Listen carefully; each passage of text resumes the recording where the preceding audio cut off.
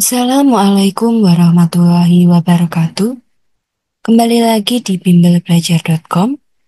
Kali ini kita akan mempelajari soal-soal pendidikan karakter. Sebelum kita ke soal yang pertama, jangan lupa teman-teman untuk klik like, share, komen, dan subscribe agar channel kami selalu berkembang di setiap harinya.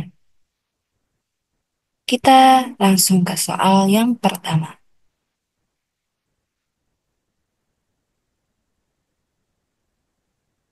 Di sebuah desa kecil terdapat sebuah komunitas yang sangat peduli terhadap lingkungan sekitar mereka.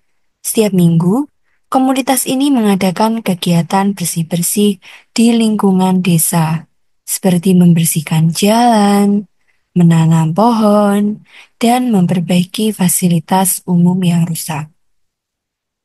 Kegiatan ini melibatkan berbagai kalangan, mulai dari anak-anak, remaja hingga orang dewasa. Pak Hadi, seorang guru di desa tersebut, sangat mendukung kegiatan ini. Ia sering mengajak murid-muridnya untuk ikut berpartisipasi dalam kegiatan komunitas tersebut. Pak Hadi percaya bahwa dengan ikut serta dalam kegiatan tersebut, para murid akan belajar tentang pentingnya kerjasama, tanggung jawab, dan kepedulian terhadap lingkungan. Pada suatu hari, salah satu murid Pak Hadi yaitu Andi merasa tidak tertarik untuk ikut serta dalam kegiatan bersih-bersih. Andi merasa kegiatan ini tidak menarik dan lebih memilih untuk bermain dengan teman-temannya. Namun setelah mendengar penjelasan Pak Hadi tentang nilai-nilai yang terkandung dalam kegiatan komunitas tersebut, Andi akhirnya memutuskan untuk ikut serta. Dalam kegiatan tersebut, Andi merasa sangat senang bisa bekerja sama dengan teman-temannya dan merasakan kepuasan setelah lingkungan desanya menjadi lebih bersih. Dari cerita di atas, nilai apa yang dapat dipelajari oleh Andi melalui kegiatan komunitas tersebut? A. Kepedulian terhadap lingkungan. B. Pentingnya permainan untuk kebahagiaan. C. Persaingan antar teman. D. Menghindari kegiatan yang membosankan. E. Ketergantungan pada orang lain. Di sini adalah adanya bersih-bersih terhadap lingkungan. Oke, untuk soal ini kita bahas bersama-sama. Untuk opsi yang C, persaingan antar teman ini tidak terdapat di dalam soal karena mengenai membersihkan lingkungan desa. Lalu menghindari kegiatan yang membosankan ini juga kurang tepat. Karena Ani merasa kegiatan ini tidak menarik. Lalu ketergantungan pada orang lain ini juga kurang tepat ya teman-teman, karena di sini Andi merasa adanya kepuasan setelah membantu dan bekerja sama dengan teman-temannya. Oke, sekarang coba teman-teman analisis jawaban mana yang tepat, A atau B. Jangan lupa untuk teman-teman untuk komen jawaban yang tepat di kolom komentar. Soal yang kedua, suatu hari di sebuah sekolah menengah pertama, seorang guru mata pelajaran IPS bernama Ibu Maya memutuskan untuk menggunakan pendekatan pembelajaran berbasis proyek dalam mengajarkan materi tentang sejarah perjuangan kemerdekaan Indonesia. Ibu Maya membagi kelas menjadi beberapa kelompok kecil dan masing-masing kelompok diminta untuk membuat sebuah proyek yang menggambarkan berbagai peristiwa penting dalam sejarah kemerdekaan Indonesia.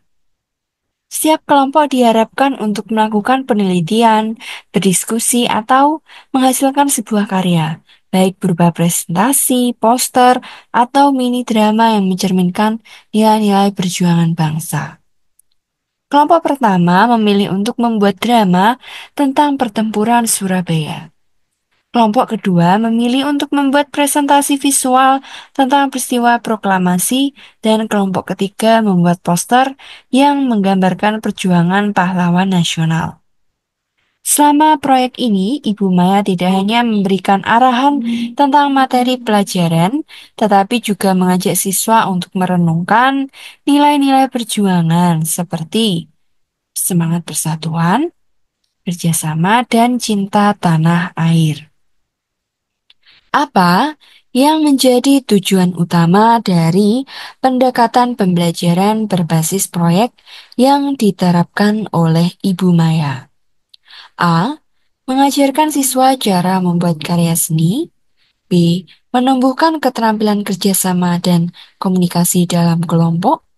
C. Memastikan siswa dapat menghafal peristiwa sejarah secara detail. D. Membantu siswa memahami nilai-nilai perjuangan bangsa. E. Mengajarkan siswa tentang pembuatan drama dan presentasi.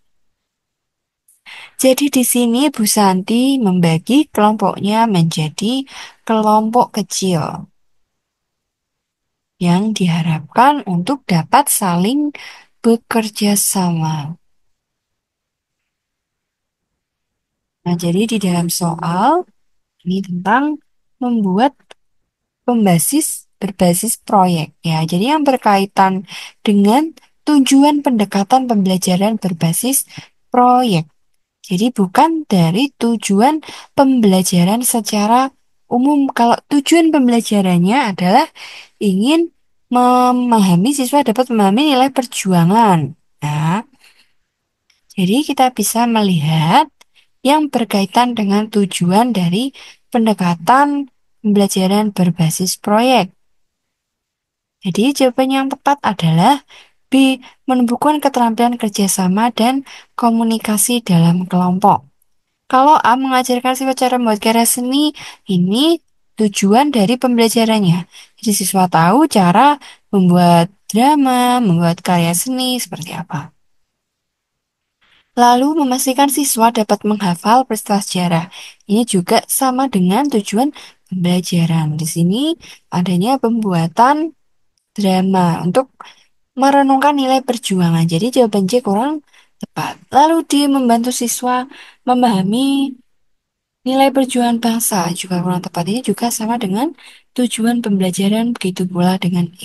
Jadi jawaban yang tepat adalah B. Soal yang ketiga. Di sebuah sekolah dasar, Pak Arif, seorang guru pendidikan kewarganegaraan, memutuskan untuk mengadakan proyek pembelajaran berbasis proyek tentang pengelolaan sampah. Setiap siswa diminta untuk membuat rencana proyek yang berkaitan dengan cara mengurangi sampah plastik di sekolah dan masyarakat sekitar. Siswa diminta untuk bekerja dalam kelompok dan mengidentifikasi masalah, mencari solusi, serta mempresentasikan rencana mereka. Di akhir proyek, Pak Arif mengadakan evaluasi untuk menilai sejauh mana siswa mampu mengintegrasikan konsep-konsep kewarganegaraan seperti tanggung jawab, kepedulian terhadap lingkungan, dan partisipasi aktif dalam masyarakat. Sebelum memulai, Pak Arif membersihkan pengarahan tentang pentingnya kesadaran lingkungan dan tanggung jawab setiap individu dalam menjaga kebersihan.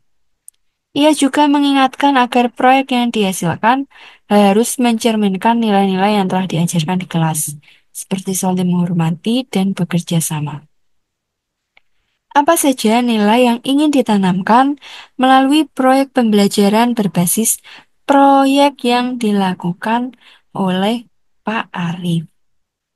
A. Nilai kepemimpinan dan keberanian mengambil risiko. B. Nilai tanggung jawab sosial, kepedulian terhadap lingkungan, dan partisipasi aktif dalam masyarakat. C.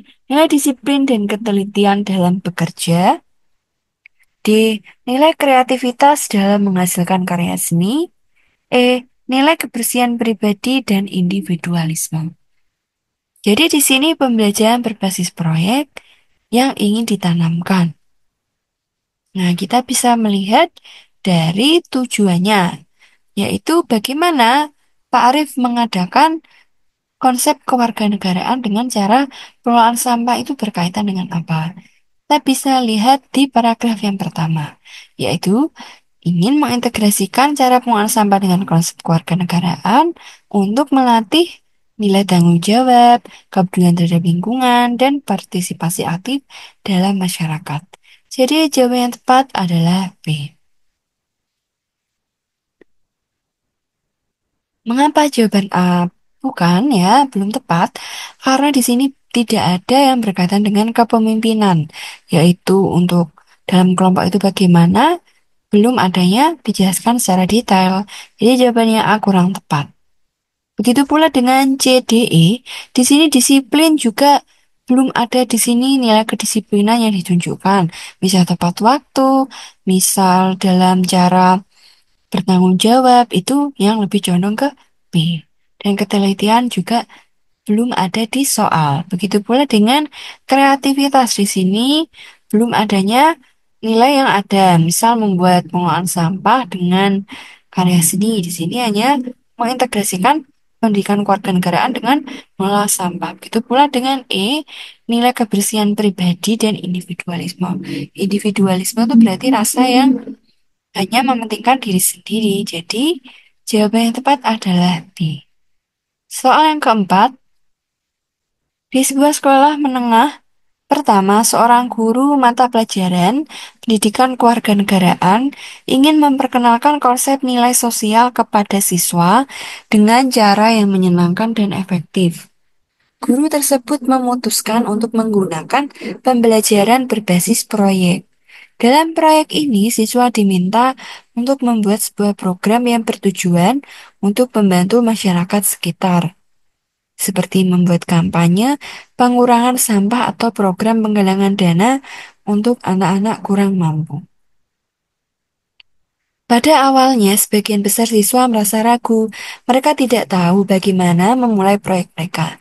Namun, guru memberikan penjelasan dan bimbingan tentang bagaimana cara merancang proyek yang melibatkan nilai sosial. Setelah beberapa minggu bekerja dalam kelompok, siswa mulai merasa bangga dengan hasil kerjanya dan mereka dapat melihat dampak positif dari proyek yang mereka lakukan di masyarakat. Apa yang menjadi tujuan utama dari penggunaan pembelajaran berbasis proyek dalam cerita di atas? A. Meningkatkan pemahaman siswa tentang materi pelajaran. B. Meningkatkan keterampilan teknis siswa dalam membuat program komputer. C. Mengajarkan siswa tentang pentingnya kerjasama dan tanggung jawab sosial. D. Memberikan pengalaman langsung dalam mengelola anggaran proyek. E. Mengajarkan siswa untuk bekerja secara individu tanpa bergantung pada teman sekelompok. Jadi di sini adalah tujuan dari penggunaan pembelajaran berbasis proyek. Kita lihat mulai dari A, meningkatkan pemahaman tentang materi pembelajaran. Ini juga kurang tepat ya teman-teman. Jadi di sini ada siswa dapat untuk mengurangi sampah atau melakukan program penggalangan dana. Nah, jadi di sini A kurang tepat. Itu pula dengan B, membuat program komputer. Di sini juga belum dijelaskan mengenai program komputer. Jadi jawaban yang B kurang tepat. Lalu untuk yang D, memberikan pengalaman langsung dalam mengelola anggaran proyek. Nah, di sini juga belum ada caranya yang berkaitan dengan anggaran. Di sini ada kampanye pengurangan sampah atau program penggalangan dana. Nah, ini atau berarti belum tentu yang dipilih adalah program penggalangan dana. Jadi ada cara merancang proyek yang melibatkan nilai sosial. Jadi di kurang tepat ya teman-teman. Lalu E, mengajarkan siswa untuk bekerja secara individu ini juga kurang tepat karena tidak selaras dengan tujuan pembelajaran berbasis proyek. Jadi jawaban yang tepat adalah C, mengajarkan siswa tentang pentingnya kerjasama dan tanggung jawab sosial. Sebelum kita ke soal yang kelima, jangan lupa teman-teman untuk klik like, share, komen, dan subscribe agar channel kami berkembang di setiap harinya. Soal yang kelima, di sebuah sekolah dasar, Seorang guru mata pelajaran bahasa Indonesia memutuskan untuk melibatkan siswa dalam proyek membuat buku cerita yang bertema persahabatan dan saling menghargai. Guru ini ingin siswa tidak hanya belajar menulis, tetapi juga belajar nilai-nilai karakter yang penting dalam kehidupan sehari-hari. Siswa dibagi dalam beberapa kelompok kecil dan diberi tugas untuk membuat cerita yang mencerminkan nilai persahabatan, kerjasama, dan rasa hormat terhadap perbedaan. Selama beberapa minggu, siswa berkolaborasi untuk membuat cerita yang tidak hanya menarik, tetapi juga mengandung pesan moral yang dapat diterapkan dalam kehidupan mereka. Setelah proyek selesai, buku cerita hasil karya mereka dibaca bersama di depan kelas, dan guru mengajak siswa untuk mendiskusikan nilai-nilai yang ada dalam cerita. Dalam konteks pembelajaran berbasis proyek pada cerita di atas, apa yang diharapkan sebagai hasil pembelajaran utama bagi siswa? A. Meningkatkan keterampilan menulis narasi dengan alur yang menarik. B. Meningkatkan kemampuan berbicara di depan umum. C. Meningkatkan pemahaman tentang pentingnya nilai-nilai persahabatan dan kerjasama. D. Mengajarkan siswa cara menggunakan teknologi untuk mendesain buku. E. Mengajarkan siswa cara menilai karya orang lain dengan objektif. Di sini, guru ingin melibatkan siswa dalam membuat buku cerita.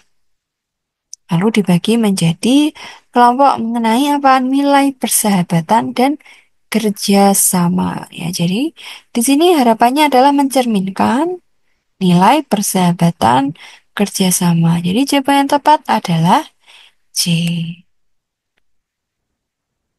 Kita ke soal yang keenam. Pada suatu hari di sebuah sekolah menengah pertama, Pak Agus, seorang guru IPS, mengajak siswa-siswanya untuk mengerjakan sebuah proyek besar yang akan melibatkan berbagai disiplin ilmu. Proyek tersebut bertujuan untuk memecahkan masalah lingkungan yang ada di sekitar sekolah mereka, yaitu sampah plastik yang semakin menumpuk di area sekolah dan sekitarnya. Pak Agus memberi kebebasan kepada siswa untuk bekerja dalam kelompok, dengan syarat bahwa setiap kelompok harus menemukan solusi kreatif untuk mengurangi sampah plastik. Selain itu, setiap kelompok diminta untuk mempresentasikan hasil proyek mereka di depan kelas dengan menyertakan bukti-bukti penelitian yang telah mereka lakukan. Kelompok pertama memilih untuk mengadakan kampanye pengurangan sampah plastik melalui poster dan media sosial. Mereka melakukan penelitian tentang dampak sampah plastik bagi lingkungan dan mulai mengumpulkan data dari berbagai sumber. Kelompok kedua berfokus pada upaya mendaur ulang sampah plastik menjadi barang yang berguna, seperti tempat sampah dan tas dari bahan daur ulang. Mereka bekerja sama dengan pengrajin lokal untuk mempraktekkan proses daur ulang plastik.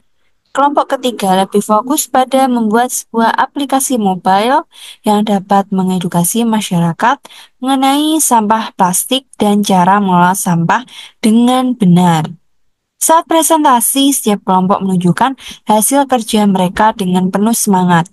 Pak Agus memberikan feedback yang sangat positif dan meminta siswa untuk lebih memperdalam penelitian dan penerapan solusi yang mereka tawarkan.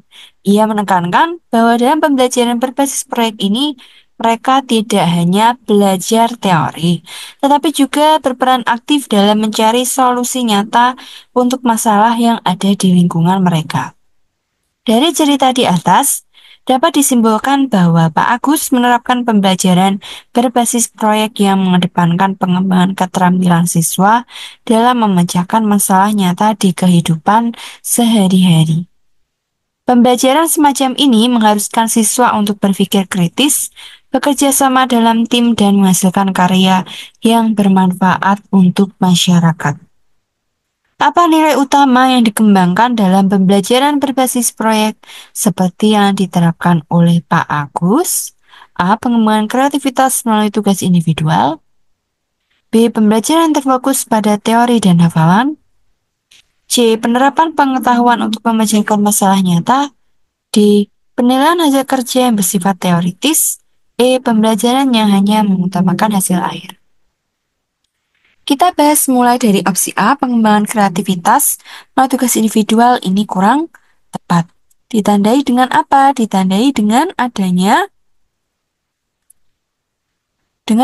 di sini tugasnya adalah secara proyek, yaitu adanya kelompok. Jadi untuk opsi yang A ini kurang kurang tepat ya teman-teman. Jadi opsi yang A ini kurang menunjukkan ya, tujuan dari pembelajaran berbasis proyek. Lalu B, pembelajaran yang terfokus pada teori hafalan, ini juga kurang tepat karena di sini seperti yang ada di paragraf di sini adalah untuk tidak hanya belajar secara teori, tetapi beri solusi. Jadi jawaban yang tepat adalah C. Kemudian dengan D itu hanya sama dengan teori, lalu mengutamakan hasil akhir ini juga kurang tepat. Jadi pembelajaran di sini kita harus melihat dan memecahkan permasalahan yang ada di lingkungan di sekitar. Ditunjukkan dengan apa? Adanya sampah yang menumpuk di area sekolah, ya permasalahannya. Jadi jawaban yang tepat adalah C. Soal yang ketujuh, suatu hari di sebuah sekolah ada seorang guru bernama Ibu Maya yang mengajar mata pelajaran pendidikan nilai kepada kelas 10. Dalam suatu pertemuan, Ibu Maya meminta seluruh siswa untuk menilai diri mereka sendiri mengenai sejauh mana mereka telah berkembang dalam penerapan nilai-nilai seperti kejujuran, kerjasama, dan rasa tanggung jawab. Ibu Maya juga meminta setiap siswa untuk memberikan umpan balik terhadap teman-teman sekelas mereka dengan tujuan agar mereka bisa saling membantu dan berkembang bersama. Setelah siswa-siswa selesai melakukan evaluasi diri dan memberikan umpan balik, Ibu Maya meminta mereka untuk merefleksikan hasil yang mereka terima.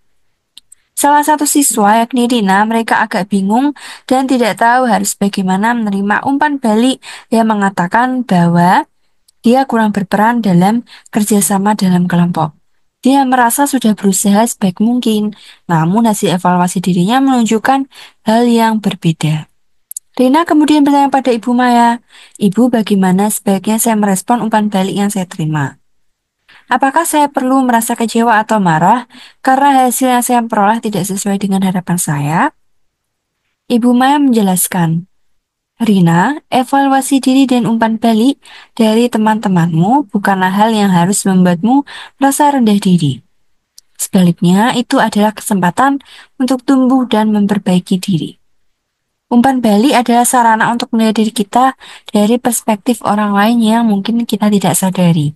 Yang terpenting adalah bagaimana kamu merespon umpan balik tersebut dengan cara yang positif dan bijaksana." Berdasarkan penjelasan Ibu Maya, Rina pun mulai memahami bahwa umpan balik dan evaluasi diri dapat menjadi alat yang berharga untuk pengembangan diri. Ia pun bertekad untuk bekerja lebih keras dalam memperbaiki perannya dalam kerjasama kelompok. Berdasarkan cerita di atas, jawablah pertanyaan berikut. Apa yang sebaiknya dilakukan Rina setelah menerima umpan balik tentang peranan dalam kerjasama kelompok? A. Merasa kecewa dan mengabaikan umpan balik tersebut. B. Menerima umpan balik dengan bijak dan mencari cara untuk memperbaiki diri. C. Marah kepada teman-teman yang memberikan umpan balik tersebut. D. Mengabaikan evaluasi diri dan hanya fokus pada tugas lain. E. Merasa bahwa umpan balik tidak penting dan tidak perlu dipikirkan. Jadi, seperti dari penjelasan dari Bu Maya, untuk memahami perspektif dari orang lain dan merespon dengan cara yang bijaksana. Jadi yang paling bijaksana yaitu adalah B, menerima umpan balik dengan bijak. Jadi jawaban yang tepat adalah B. Adalah B. Ya, kita lihat dari opsi A, merasa kecewa, ini juga kurang tepat ya. Jadi kita malah tidak mengevaluasi dari diri. Begitu pula dengan marah.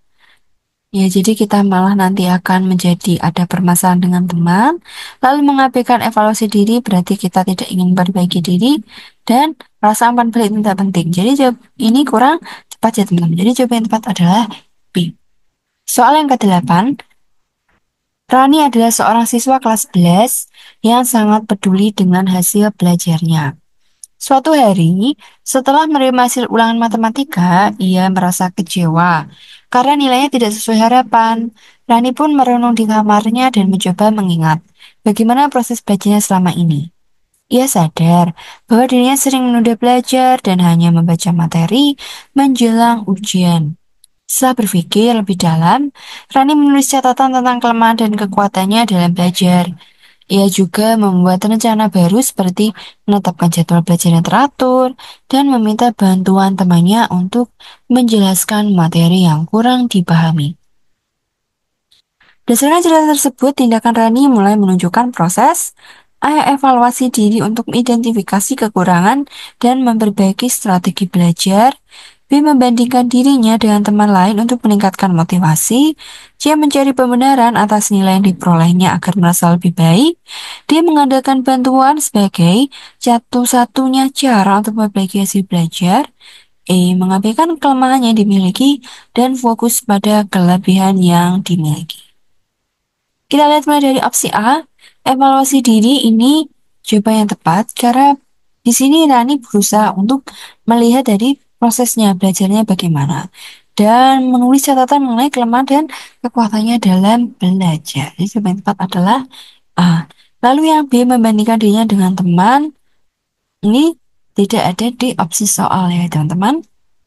Begitu pula dengan C, mencari pembenaran atas nilainya. Ya, memang dia merasa kecewa, tetapi dia berusaha untuk mengevaluasi bagaimana proses belajarnya selama ini. Lalu D, mengadakan bantuan teman ini juga tidak ada di opsi soal. Ya, mengadakan bantuan teman.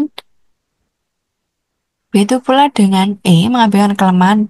Ini juga kurang tepat di sini. Rani menulis ya dan memahami bagaimana kelemahan dan kekuatannya dalam belajar, sehingga membuat strategi baru. Soal yang ke-9, Pak Budi adalah seorang guru seni yang memberikan proyek lukisan kepada siswanya. Setiap proyek selesai, ia mengadakan sesi kritik kelompok di mana setiap siswa diminta untuk memberikan pendapat tentang karya teman-temannya.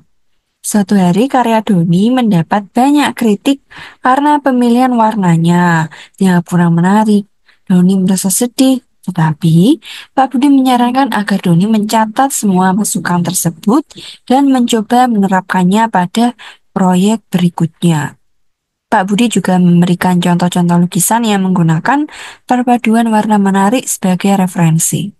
Setelah mendapatkan masukan tersebut, Doni bertekad untuk belajar lebih banyak tentang teori warna dan mencoba menggabungkannya dalam karyanya yang baru. Berdasarkan cerita di atas, bagaimana peran umpan balik dalam proses pembelajaran Doni? A. Membuat Doni merasa kecewa dan kehilangan motivasi untuk melukis. B. Memberikan masukan yang membangun agar Doni dapat meningkatkan kualitas karyanya. C. Menghentikan Doni dari membuat hal baru karena merasa takut gagal. D. Mengarahkan Doni untuk hanya meniru karya orang lain tanpa inovasi. E. Menunjukkan bahwa Doni tidak memiliki bakat di bidang seni. Jadi di sini Doni merasa kecewa karena adanya kritik, tapi D menyarankan agar mencoba menerapkannya pada proyek berikutnya, dicatat ya begitu. Jadi kita lihat membuat Doni merasa kecewa. Ini juga kurang tepat. Jadi sini Doni malah bertekad ya dari adanya masukan tersebut. Lalu C, menghentikan Doni mencoba hal baru.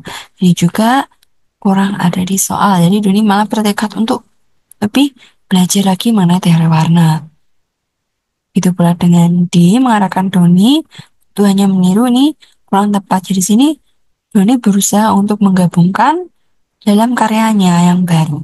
Ya, jadi masukan dari teman dan nasihat dari Pak Budi. Itu pula dengan E.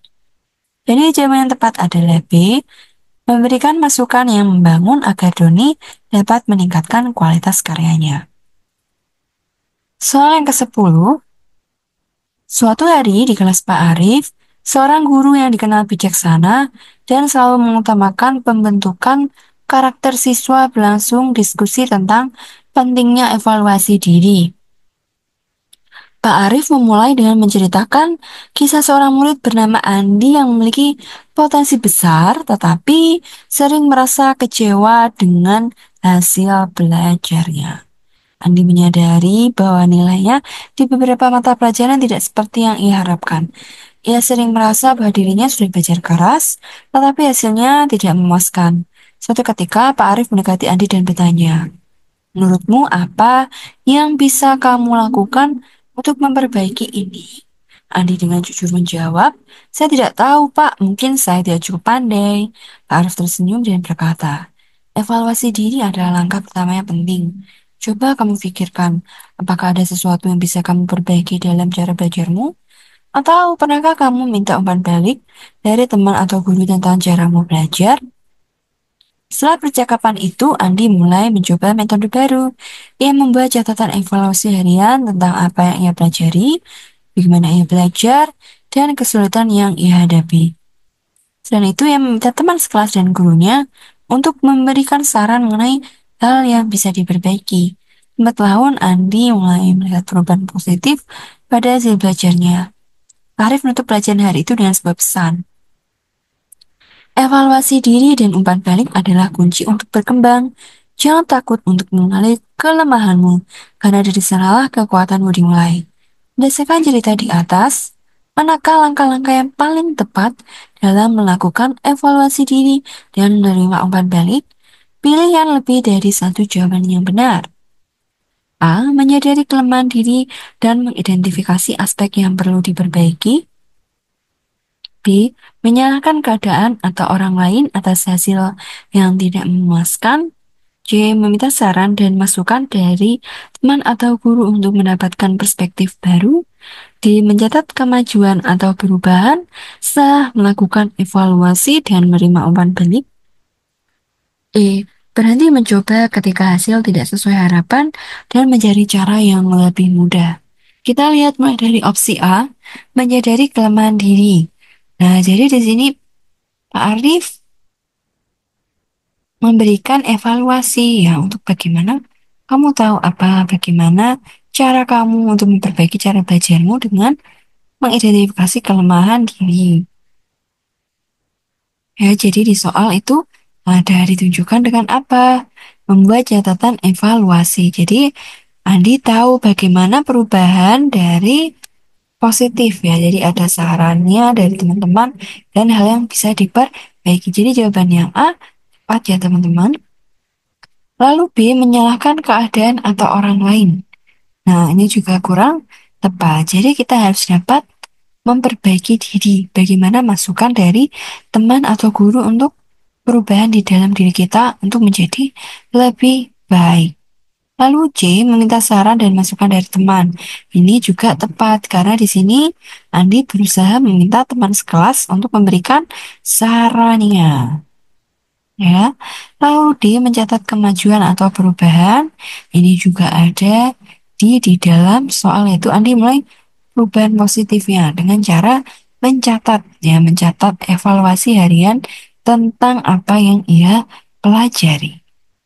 Jadi jawaban yang C tepat ya teman-teman. Yang D juga tepat. Lalu E berhenti mencoba. Ini kurang tepat. Jadi jawaban yang tepat adalah A, C, dan D. Jangan lupa teman-teman untuk klik like, share, komen, dan subscribe agar channel kita berkembang di setiap hari. Terima kasih.